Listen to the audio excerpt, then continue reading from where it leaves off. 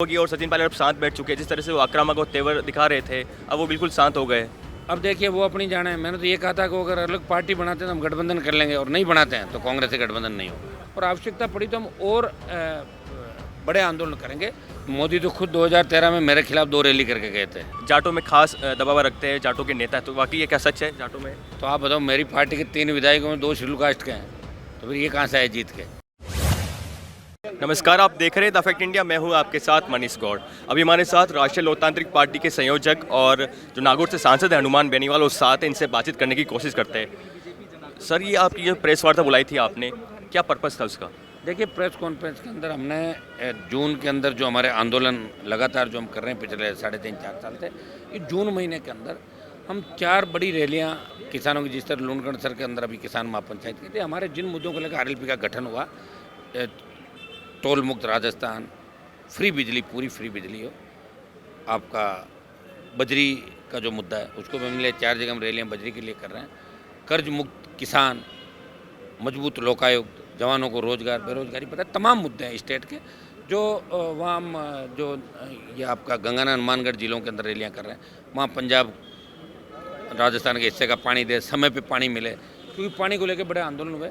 कई बार गोलियां भी चली, कई बार किसानों ने शहादत दी। हम नहीं चाहते कि कोई पुनरावृत्ति हो, ऐसी पुनरावृत्ति नहीं हो, और किसान को समय पे पानी मिले। पंजाब सरकार से भी बात करने में बीच में गया था, और आवश्यकता पड़ी तो हम और बड़े आंदोलन करेंगे, लेकिन राजस्थान को उसका हक और अधिकार हम दिला करें। सचिन पायलट ने अल्टीमेटम दे रखा था अपनी सरकार के मुख्यमंत्री को 3 मांगों को लेकर। उन मांगों पूरी होगी या नहीं होगी, और सचिन पायलट अब शांत बैठ चुके हैं। जिस तरह से वो आक्रामक और तेवर दिखा रहे थे, अब वो बिल्कुल शांत हो गए।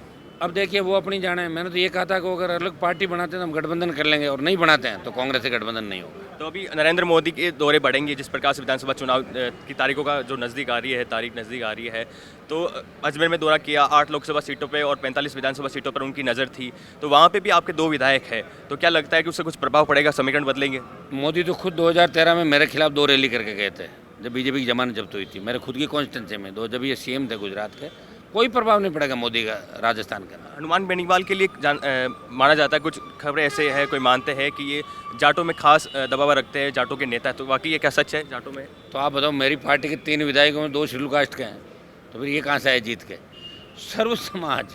अभी पार्टी बनाने के बाद आप देखिए, राजस्थान में अगर सर्व समाज के लिए लड़ा, हर जाति के लिए लड़ा, राजस्थान के लिए लड़ा देश में, तो हनुमान बेनीवाल उसकी पार्टी जो पूरे प्रदेश की लड़ाई लड़ रही है। क्या राष्ट्रीय लोकतांत्रिक पार्टी आम आदमी पार्टी के साथ गठबंधन करेगी? गठबंधन के दरवाजे सबके लिए खुले हुए हैं। कांग्रेस बीजेपी को छोड़ के तमाम उन दलों से जो हमारे विचारधारा साथ रखते हैं, और हमें लगेगा कि हमें छोड़ के नहीं जाएंगे, उन तमाम दलों के लिए गठबंधन के दरवाजे खुले हैं। आखिरी सवाल, कितनी सीटों पर राजस्थान में राष्ट्रीय लोकतांत्रिक पार्टी चुनाव लड़ेगी, कितनी सीटों पर? अगर गठबंधन होते हैं तो सीटों का कम ज़्यादा हो सकता नहीं हुआ तो फिर 200 पे लड़ेगी। 200 की 200? 200 पे 100%। तो ये हमारे साथ थे हनुमान बेनीवाल जी, जिन्होंने कहा कि 200 की 200 विधानसभा सीटों पर राष्ट्रीय लोकतांत्रिक पार्टी चुनाव लड़ेगी और बीजेपी और कांग्रेस को टक्कर देगी। ये लगातार जो कांग्रेस और बीजेपी पर हमलावर नजर आते हैं, और अशोक गहलोत और वसुंधरा राजे पर निशाना साधते हुए दिखाई देते हैं। आप बने रहिए हमारे साथ, देखते रहिए द फैक्ट इंडिया। नमस्कार। ताज़ा खबरों के लिए विजिट करें द फैक्ट इंडिया की वेबसाइट और डाउनलोड करें द फैक्ट इंडिया ऐप।